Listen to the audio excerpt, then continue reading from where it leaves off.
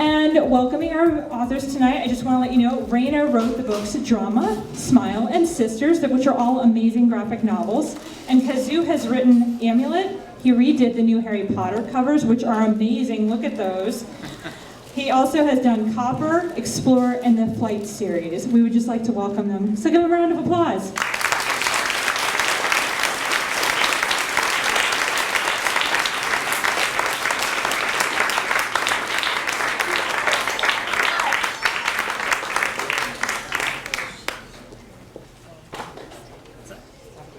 Yep, you're going first. I think that's the first time I've come down a staircase to do an event before. I feel like I'm getting married or something. But I'm already married and you're already married, Yeah, so it would work. just complicate everything. Yeah. So hi everybody. Do you want me to hit the slides? I can Well, do that's it. what I'm just realizing is that I should probably put my clicker in, but it's not here, so Oh. I will do it. Okay. Yay!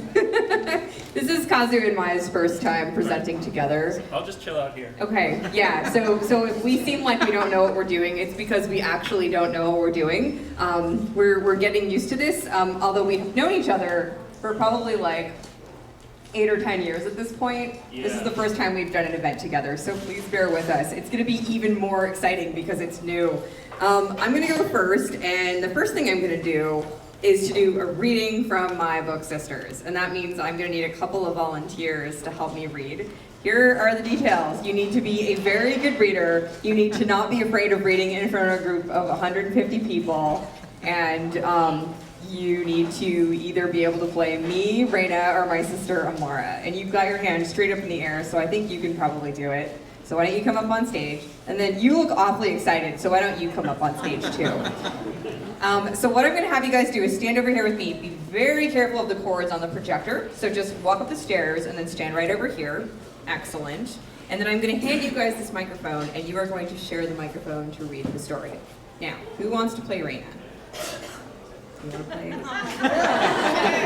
want to play Raina? Sure. Okay, that's the easy one. And do you want to play Amara, who likes to yell a lot and is really, really grumpy? Okay, so I'm going to have you guys share the mic, and that means you both have to talk into it. And I'm going to grab this one and talk into it myself. Wow, that is a powerful microphone. So, your name is? Raina? Yeah, no, sorry, your real name. Oh, Mackenzie. Mackenzie is going to play Raina, and you are? Iris. And Iris is going to play Amara, and I'm going to play my mom, my dad, my brother, miscellaneous sound effects. Now, I have a job for you guys in the audience as well. This scene has a present-day scene and also a flashback scene in it.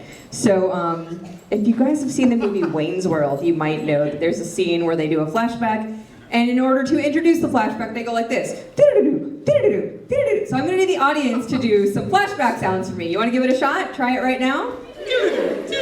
You guys are on the job. All right. So that is fabulous. And you will know when it is time for you to do your flashback sounds because you'll see on the screen the words flashback sounds. It's going to be really, really awesome and easy. So starting right off with the story, Rocky Relationships, a reading from Sisters. It starts as all good things do at a gas station. And it starts with Raina thinking to herself. $5 Mom gave me. Loud. The $5 Mom gave me should cover Pringles, Dr. Pepper, some candy. Oh, right. Forget the snacks. I'm buying 4 packs of batteries. Thud. Well, don't expect me to share my snacks with you. These should last me through the rest of the trip. What do you want, a medal?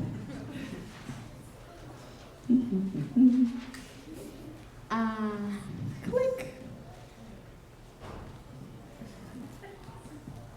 Mom? Uh-huh. How far to the next rest stop? We just started driving through the high Rockies, honey. Probably a couple of hours. Why? I forgot to use the bathroom.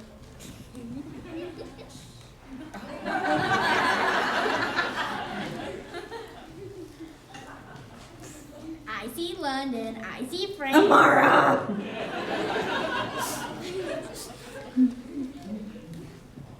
Colorado is gorgeous.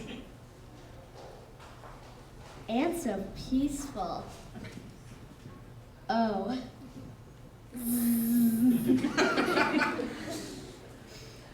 What's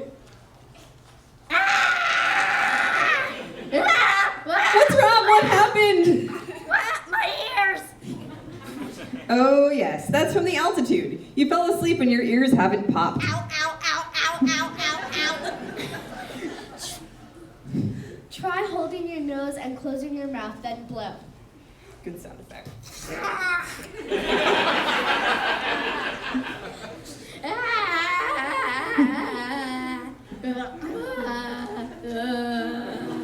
We've leveled up, Amara. You should feel better soon. Raina, I have to switch highways. Can you navigate? This is confusing. I think you want to take I-70E. I'm already on I-70E. Oh, okay. Take exit 470 to CO 260. No, sorry. Exit 260 to Co 470. 270? No, 260. We just missed 260. Okay, so just take the next exit. Oh no! Rush hour traffic! Honk honk. It's not my fault. You're the one who missed the exit. Ah! Mom, you could. Shh. Mom, how much longer? Shh. Honk honk honk. Okay.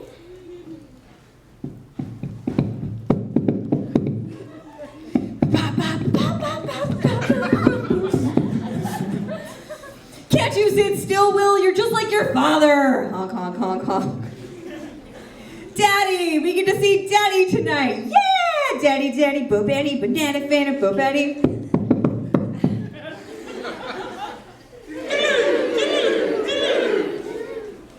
Bases loaded. Here's the pitch. Baby, bounce, bounce, bounce, bounce. Back, back, back, back, back, back, back, back, back. These are all references to San Francisco Giants baseball announcers, by the way. Slide. You don't like baseball, do you, Mom? Just wish your father could find a job. He's been looking for months. Why don't you get a job? Dad could stay home and cook and take care of us. Are you kidding? Have you ever seen your father's idea of dinner? Cheese. Excellent. Let's give a big round of applause to our readers. Thank you guys. All right, so the end, question mark. The end, of course, is in the book Sisters, which I'm now going to talk about the inspiration and the origin of. And for me, that actually starts with the book called Smile, which was published 4 years ago, and told the true story of the time that when I was in 6th grade, I knocked out my 2 front permanent teeth, and then had to spend 4.5 years with braces and headgear and surgeries and false teeth just to get them to look normal again. This happened to me in 6th grade, which is not necessarily a cool time in anybody's life, and so I had to go through those middle school years toothless. But it was also an excuse for me to talk about my life at that time, and friendship, and peer pressure, and bullying, and all those types of things, kind of through the lens of orthodontics. So that is where Smile fits into my life. And Smile is a true story, so of course it is about my true family. Here we are in a photograph when I was probably about 9 years old, and they are all characters in my stories. My family thinks this is really cool. They like seeing themselves as comic strip characters. My friends are a slightly different story. So I got bullied and teased. I mentioned that before, and who do you think it was that bullied me and teased me when I was having these problems? It was my friends, obviously. The word frenemy is probably a little bit closer to what the truth was. These girls were my friends, with air quotes, but they weren't that friendly to me, and I eventually had to get better friends in high school, and I'm very glad that I did. But all of the characters in Smile are based on real people in my life, and some of their names are not the real names of the people, but in a lot of cases they are. I changed the names of the boys because I was really embarrassed to write a book about how I had crushes on these boys. Anyway, so there is one panel in Smile This is the panel where I mentioned that I took a road trip with my family the summer that I was 14. It's all coming to you, isn't it? So there's just this one panel. It's like a throwaway where I'm like, we took some road trips. Mom, Will's touching my foot. And I realized that would actually make an entire graphic novel based on this book would be an interesting subject for a graphic novel, because it was a pretty crazy road trip. So I decided to write my next book, Sisters, about that road trip.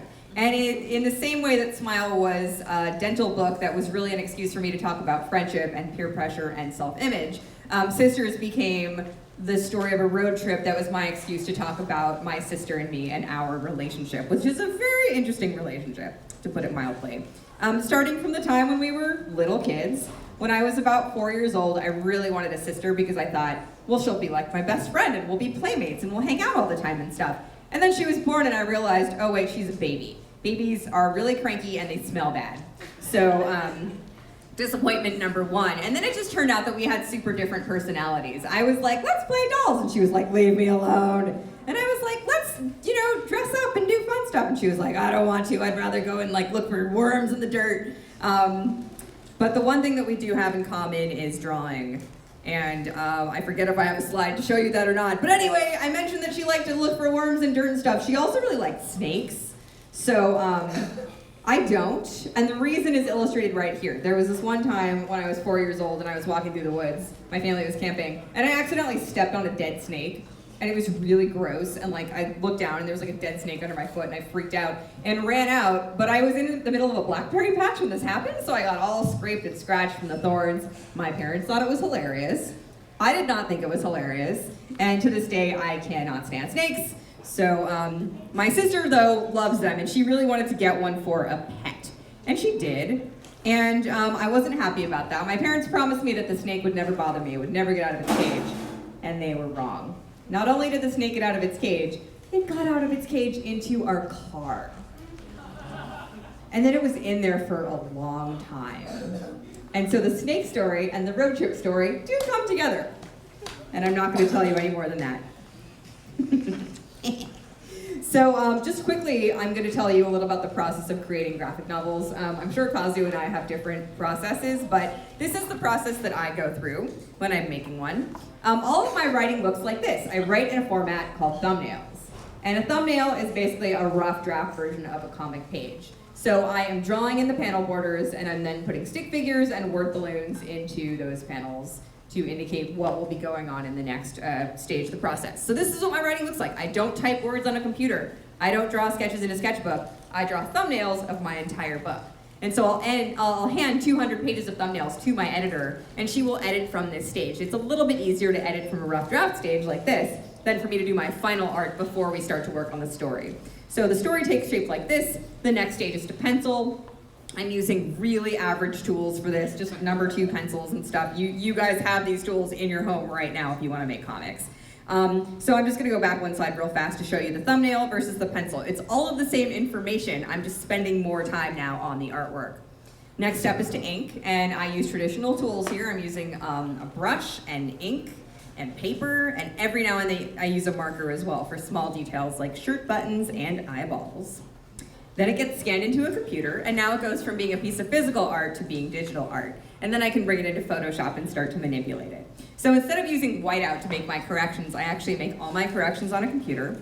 And then it goes off to a colorist and a letterer. And I don't do either of those jobs myself. I work with 2 other people who put the colors and the letters into the artwork. So when I get those 2 things back and I see my artwork for the first time in color and with words, it's almost as if I am reading my own work for the first time. And it is always super exciting for me. So that is my little presentation about Sisters. And now I'm going to turn it over to Kazu, who's going to tell you about it.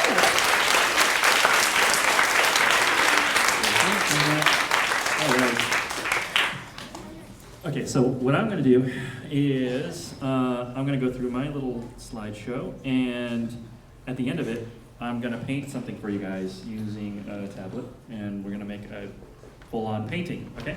So, and so I'm gonna ask one of you to suggest something for me to paint, and I'm just going to work off of that and make something on the screen for you guys, all right? So let's open my quick slideshow. All right, so I'm the creator of Amulet. It's a graphic novel series that's it's very much inspired by the works of Hayao Miyazaki. I don't know if you've seen his movies or Star Wars, just fun, good stuff, right? Let's go back to high school.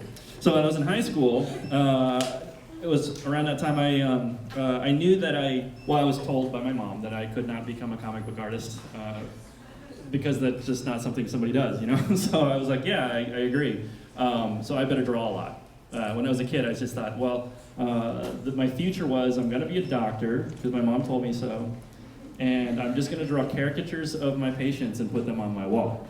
And I would have these fever dream nightmares of that office. It's like thinking, oh my goodness, like all my patients would hate me. That sounds like the worst doctor's office visit I could possibly imagine if I saw a really ugly portrait of my face on the wall when I sat and waited in the waiting room. So I just thought, okay, I better draw a lot. And so I ended up drawing a lot and drew myself into a career, right? I started drawing cartoons at my mom and grandma's restaurant when I was about 3 or 4 years old. That's when I came to the States. I was born in Tokyo. My family's actually been in the States since the late 1800s, but they've been kind of going back and forth. I happened to be born in Tokyo, and then it was on the way over here that I grew up, right? And so I drew a lot of cartoons at the restaurant, read a lot of Mad Magazine, read a lot of Garfield. I was really inspired by all that. It was actually the book fairs where I would find comics like Garfield and Family Circus and things like that, and I was trying to do my own versions of that. But I felt I was never really quite good enough. When I got into high school, everyone was telling me, hey, you should go into drawing cartoons, but I still felt I wasn't very good. I mean, they were okay cartoons, but I couldn't produce them quickly enough, and I knew that it would take, I mean, Raina knows, you gotta be very fast at drawing cartoons, and so I thought I was too slow. So I went to college to study film studies, which means I have a degree in watching movies. It wasn't actually a movie production, it's not a film production degree, it's film studies. So we just sat down and watched movies and studied them and wrote about them. And there is a degree for that, and it was actually probably the best thing I could have done for myself. To learn to study things was such an important thing for me to learn as a young man. And I take it to every project. I actually do a lot of research before I do an Amulet book. And it's actually my favorite part of the process, is actually pulling together resources and studying them. So while I was doing that in school, I was studying movies, I was watching movies in school, getting my degree. I drew for the daily newspaper there, and every single night I would draw maybe 3 of these drawings for a daily paper. The articles would come in around 5 or 6 o'clock. That's around the time I was eating a burrito or something, and I would get paid well enough doing this that I could pay for that burrito. And so that was my way of sustaining myself, you know, through college, and it was a lot of fun. I had such a blast, and I've always been wanting to get back to that experience, even after I graduated. So here are some more college newspaper illustrations. This is from an article where the death penalty was repealed I think in one of the states, and this guy's really sad about it. Is that a work? All right, so I often show this drawing because this is something I did for the film journal at UC Santa Barbara. I actually spilled a bottle of ink on the first version of this, and I ended up drawing the whole thing all over again. And it was actually a really important lesson to learn back then. I actually did this second draft of it, and it was so much better. I was so mad about the situation, but I went back and I finished it out, and I realized that I had drawn this so much better the second time. So I realized that I would be faster and better at doing this the second time. And so when I do my graphic novels, I actually draw them over and over and over again until it becomes a good book. You know, it always starts out as an okay book. All right, so I did comic strips. There were movie parodies featuring this rabbit and a cabbage. All right, so I was also working on a film. And this is something, actually, I don't bring this up too often, but not too many people ask me what Bolt City is. My website is boltcity.com. It's my company. It's also my Twitter account at Bolt City. And people don't ask what that's about. It's actually the name of my short film that I was working on my junior and senior year in college. And as I was getting towards my graduation, somebody actually broke into my apartment and stole my computer, which contained the film. And I lost 2 years worth of work. My entire thesis project was gone. In a blink of an eye, I just came home, my window was smashed open, and it was gone. They didn't take my mountain bike. It was a really nice mountain bike. I was surprised about that. But they just took my computer, and like that, I just saw, my career go away, up in smoke. Pretty much the same day, I think it was the next day, I got a phone call from my mom, and she asked me if I could go get a job because they were losing their house. And then I think my mom thought I was kind of crazy because I started laughing because I was like, Mom, you would not believe, you can't believe how the timing of this is almost ridiculous. And so what ended up happening was, after college, I went into working as a graphic designer. It was the fastest way I could make money so that I could support my parents at the time. And I ended up at Elton & Porter Architects in downtown LA. Was a graphic designer, it was a great job. Somebody's dream job. I ended up, and then they were treating me really well. It was a wonderful place to be. I was actually listening to Harry Potter during my commute to this job. I was wearing a suit and tie. I was only 21, 22 years old, and I was wearing a suit and tie, listening to that and going, oh, I really feel like Harry right now. I'm really in that Muggle world right now. And I was like, somebody out there is doing some great work. That's when I heard Harry Potter, and I thought, I'm a million miles away from that. And so, as Mel mentioned, I did do the Harry Potter covers now. So when I did that, it was kind of an emotional experience for me, because to go from where I was here all the way back around to doing stuff like this, I still can't. I still pinch myself. I can't believe it, and I feel like I'm in a dream. All right. So after this job, I actually left this job. They were wondering, like, do you not like somebody here? Why are you quitting? So like, I can't work here. And they're like, no, you're doing great. What's wrong? Is there somebody you don't like? And I was like, no, I don't want to. I just like, this is a dream job, but it's just not mine. And if I do this, I'm going to do this for the rest of my life. And so I ended up leaving that behind and started working in animation. This is a 3D animated commercial we made at a small animation studio in Pasadena. All right, this is for something for Microsoft that never got made. And I also pitched a movie to Disney that they ended up picking up. So I was a writer-director at Disney, really young. And so things were happening very quickly. I ended up not getting to make this movie because it was just stuck in traffic there. So I learned a lot about the movie industry. It was totally fine. I actually ended up signing this contract away as well. The whole project away, I told them, if I can't work on it, I'm being put in a holding pattern. I said, I don't want to work on it then. You guys can have it, and I just gave it away. All right. So in the evenings, I was working on comics, and this is what I put together. I put together a book called Flight, which is an anthology. It's a collection of short stories. Raina's actually in it, in a few of them. And I was also doing a comic book called Daisy Cutter. It became a graphic novel later on. And I did a webcomic for my website. Raina and I actually know each other from webcomics. She actually was drawing Smile. In fact, it was a webcomic, and I was drawing Copper. And there was like a small school of us. We were like the X-Men, but not as powerful, or not even anywhere close to being as powerful. But our Professor X was Scott McCloud, the writer of Understanding Comics, and he sort of brought us all together in a lot of ways. And so it's actually how I met a lot of my best friends, including my wife. All right. So I read Nausicaa of the Valley of Wind in college. This is a graphic novel series by Hayao Miyazaki, my favorite artist. And he also made a movie version of this. He's also the director of Spirited Away, and My Neighbor Totoro, Porco Rosso, Howl's Moving Castle, the movie, and Ponyo. You've probably seen some of these movies.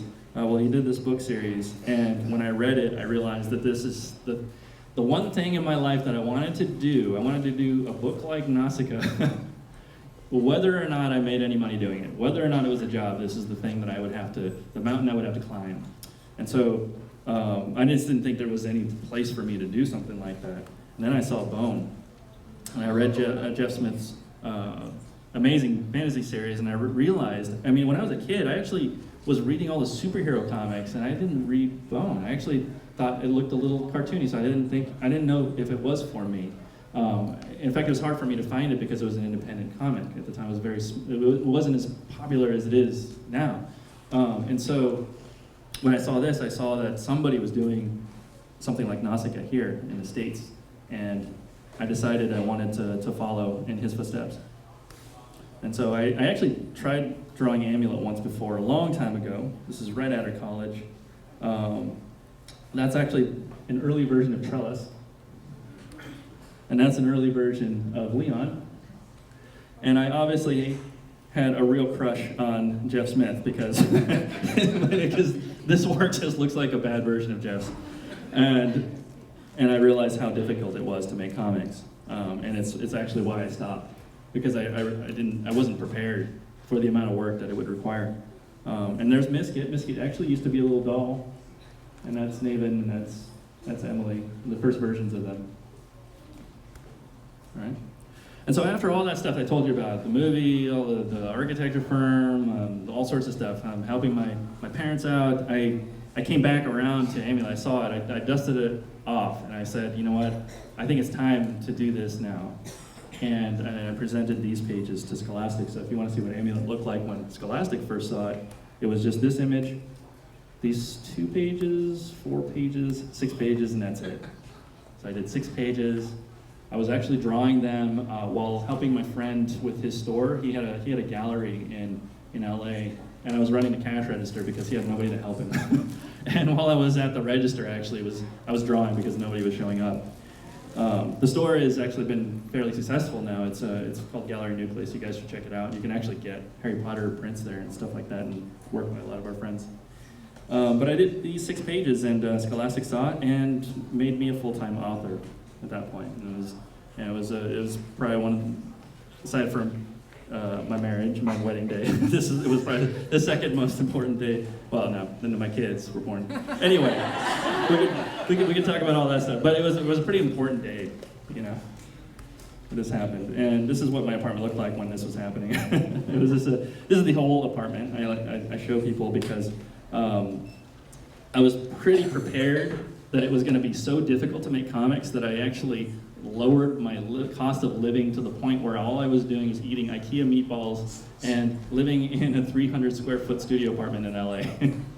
And yeah, and it was actually a really wonderful time in my life. I actually really had a lot of fun. I didn't have space for a desk, so that's actually the desk that I used. That plank is something I bought at Home Depot. When I was a kid, my favorite toy was actually a piece of wood. And it's not because my parents were cruel. It's because they gave me toys. But the plank was like everything for me. It was a boat. It was like the city that I can build. It was basically the ultimate Lego piece.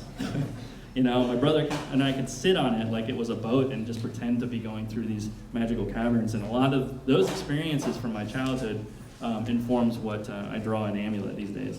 And so that's what it felt like. It was like going back to that when I was in this space. And then this is our office in Alhambra before I moved up to Seattle. So Jason, my assistant, he's actually sitting in the back there.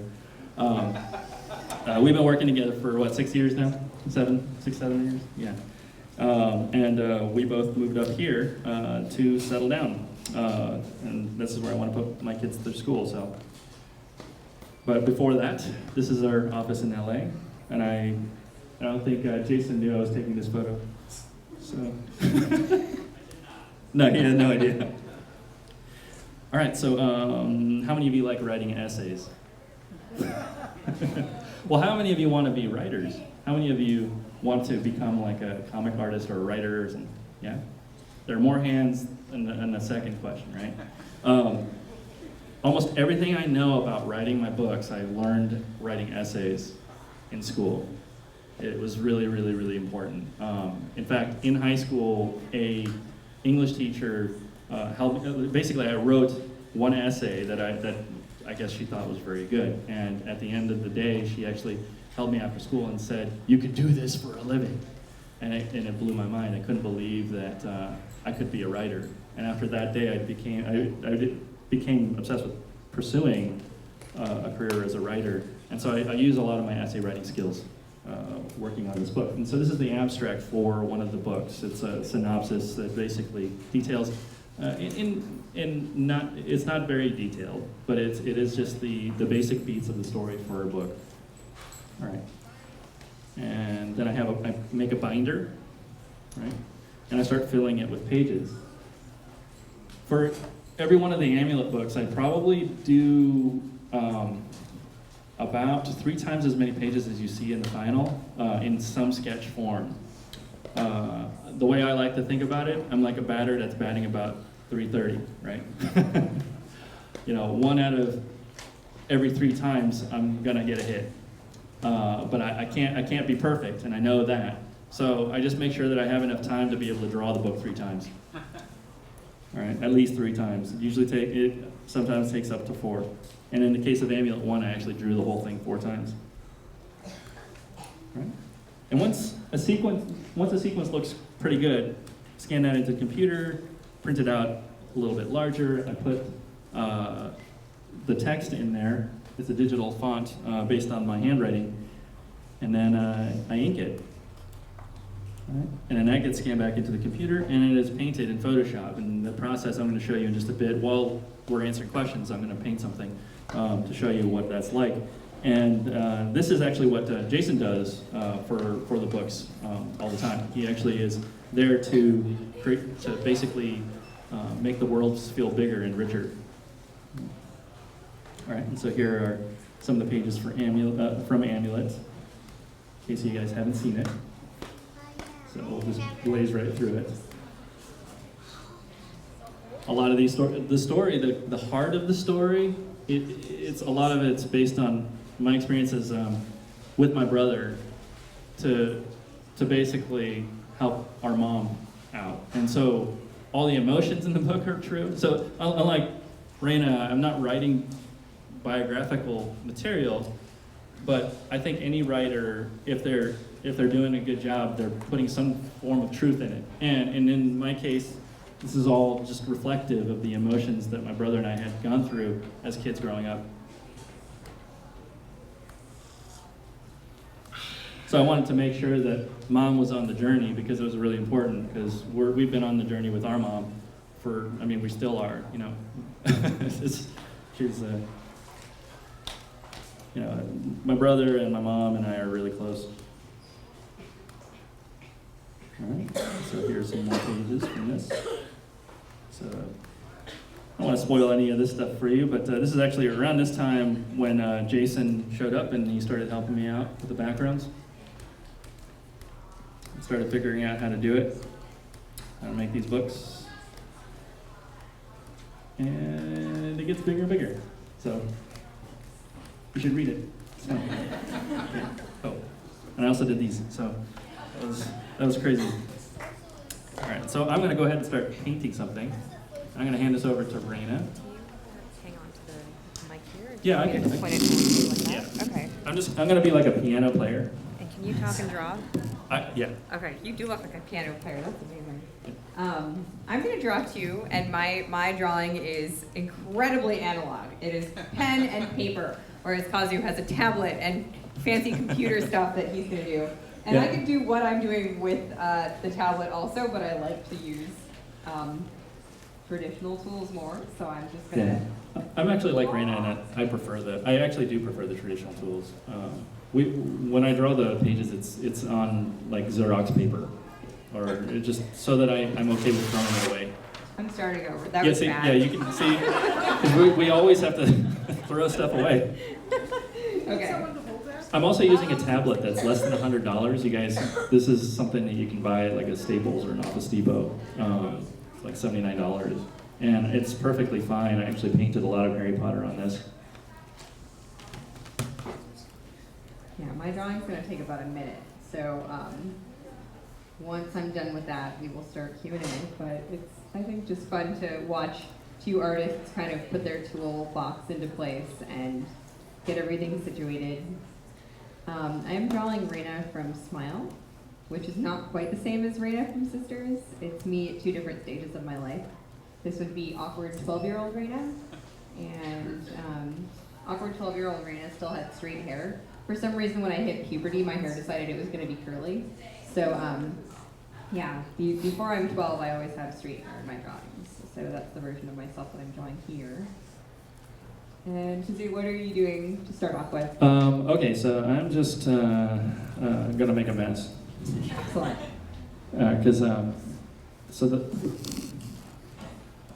So what I like to tell people when I write and draw, I actually don't know how to make something good like out of the gate. I feel like, but I know it when I see it. All right. So what I'll do is I'll often just paint a mess, and this brush is all weird right now. Let me see if I can get it. This will work. Okay. So actually, I did say I was gonna take a request. So let me see. Do you guys think about what you wanted me to paint? You in the back, standing up. A monster. Okay. Well, that's easy enough. All right. Monster. Let's see. Okay, I'm gonna paint a monster. Means the scene's gonna be a little bit dark, I guess. So.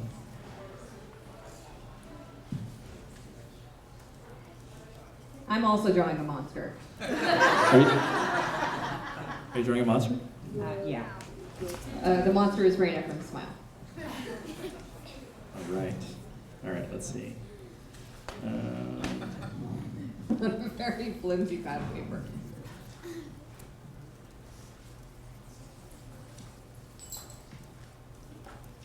All good comics have word balloons, so this is going into a word balloon.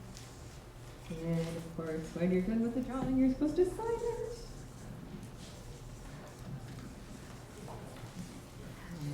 And yes, that's a drawing. Done.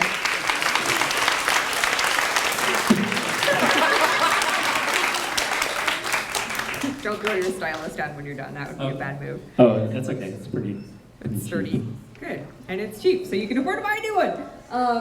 So All right. while he's painting, we're going to start the Q&A, and we can both answer questions while he's drawing. So they could be questions for both of us collectively, like what's it like to be a graphic novelist, or how do you come up with your ideas, those kinds of questions. Or they can be specific questions about our books, our characters, whatever you guys like.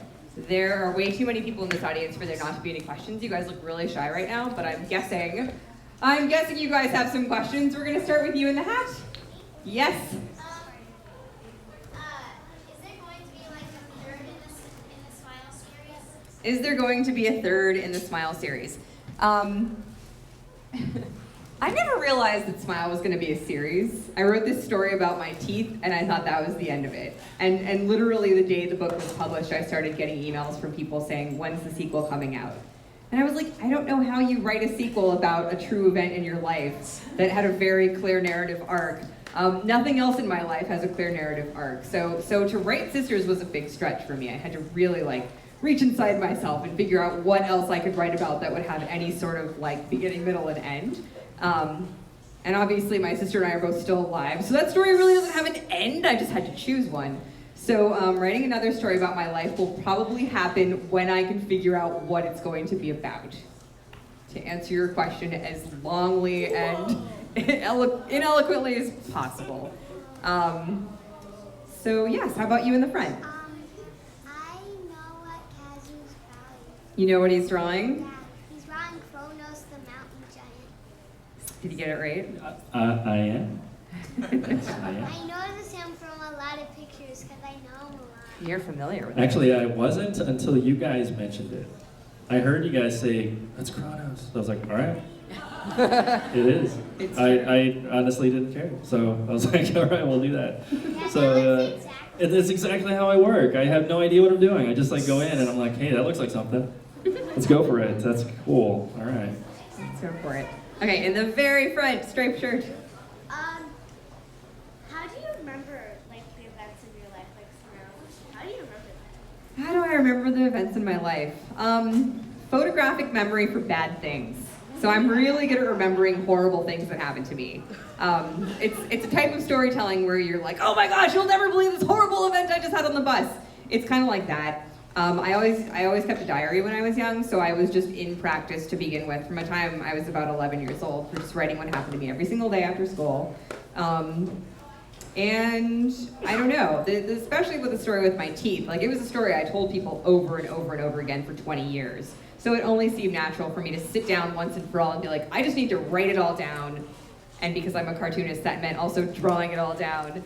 And now that it's a book, the memories are actually a little foggier than they were before I made the book. Now it's like the book is the real memories.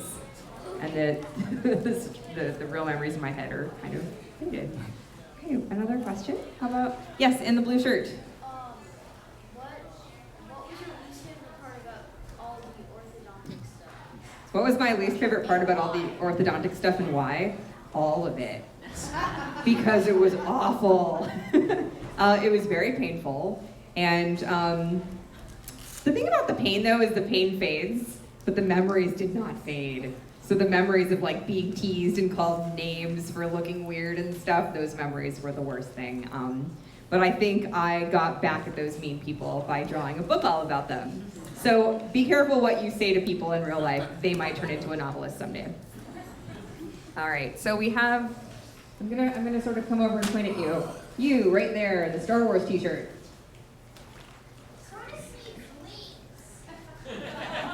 Oh yeah, I forgot about that. Are you my editor? I promise Amulet 7 is on its way. All right, how about you? Oh, did you want to say more? Sorry. Oh, no. Okay. No, I'm putting wings on her. You, over here. Yes. So here's something I wanted to all of these things that monster file. I wanted to tell someone and that specifically you wanted to make from Amulet. So it sounds like you've got your work very much cut out for you. What's that? What happened? I have to draw Amulet 6. You know, what's that? What do you say? He wants to you to draw one of the robots. Oh, the robots from Amulet 6. Amulet 6. Yeah, I'll add a robot for you. Okay. Yes, right here. How do you get your inspiration for books? How do we get our inspiration for books? You want to start this one? Oh, like I was mentioning before, I do have, my life to draw from as far as the emotions go. As far as the aesthetic and everything, I love movies so much, so I'm really just making. Here's how I'm going to answer that. When I was young and I was making comics based on movies. When I was in college, I tried making some parodies of movies I didn't like, and it turned out really, really bad, right? And the ones where I made fun of the movies I really liked came out really well. And so I realized that what I'm doing is I'm just paying tribute to all the things that I really love, okay? And so when I make Amulet, I'm just paying tribute to all the things that I really enjoyed as a kid. And you guys probably, I don't know if you guys are familiar with who this is. Yeah, somebody called it out. It's General Pill. Yeah. Yeah, but anyway, for inspiration, I often just pay tribute or make fun of things I like. That is a good place to get inspiration. I'm inspired by books that I read, movies that I watch, people that I know, experiences that I've had. So, I mean, artists and writers take inspiration from anything around them. And I'm always paying attention. I'm always looking and watching and listening. So if you do something really embarrassing, like as soon as this is over, I might write it down and then I'll write a book about it, basically. Okay, how about you right there? When did you decide that you wanted to be a graphic novelist? I always knew I wanted to be an illustrator. I wanted to be an illustrator since before I could even remember. It's just, I was an artist, it's what I did. And then when I discovered comics at age 9, I thought, well, I definitely want to be a cartoonist, but I thought I wanted to be a comic strip author and not a graphic novelist. It wasn't until I was maybe in my early 20s that I decided to become a graphic novelist. We have a lot of the same influences and inspirations. So when I discovered Bone by Jeff Smith, that was the final nail in the coffin for me, where I was like, okay, graphic novelist, till the day I die, this is it. Yeah, what about you? Yeah, I just didn't think it was possible, right? I mean, we were kind of in a generation where we were just told constantly that it was impossible. Graphic novels were not big business when we were growing up. It just wasn't So- a business. It just wasn't Yeah. a thing. It was either you did superhero comics, Right. or you worked in animation. Or you did comic strips for newspapers. Yeah, or comic strips. And yeah. only a few people get to do those things. Yeah, It's there's not that like- much space in the paper, right? In Right. the newspaper, they'd have to kick somebody out.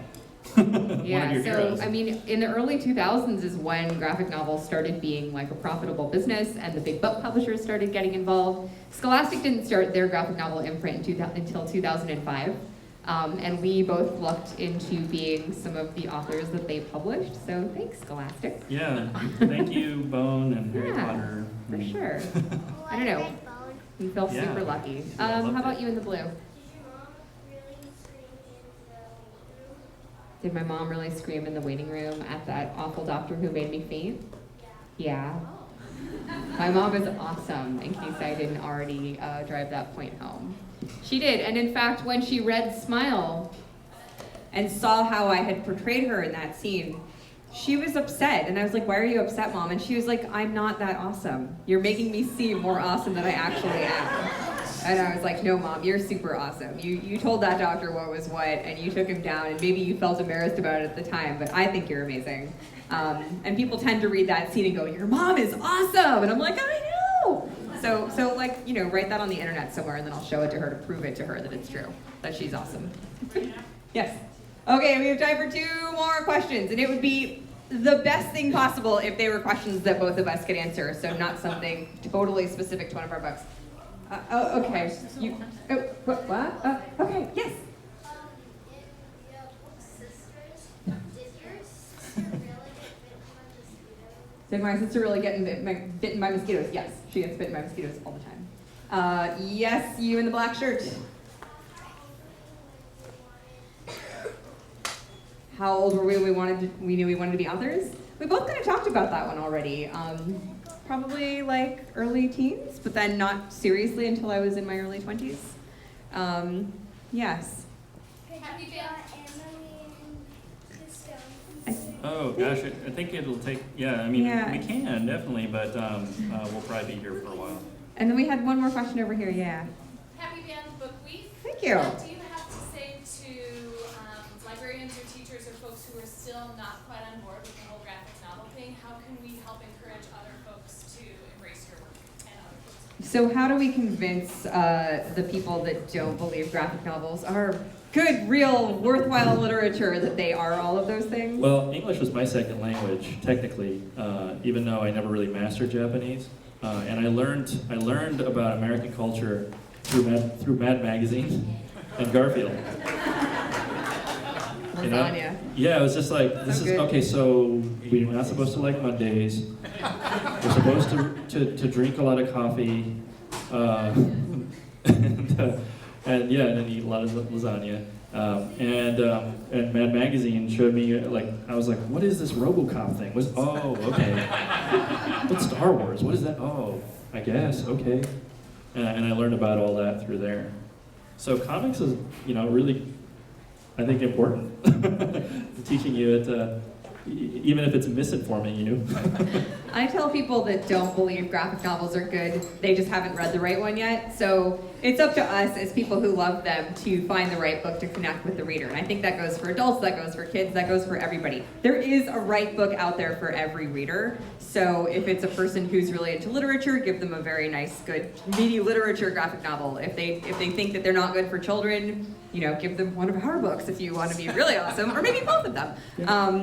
And everyone loves a good story. They really do. Stories are universal, whether they're in Yeah, movies or but- comics or But not anything. everybody's willing to admit that they can't understand them.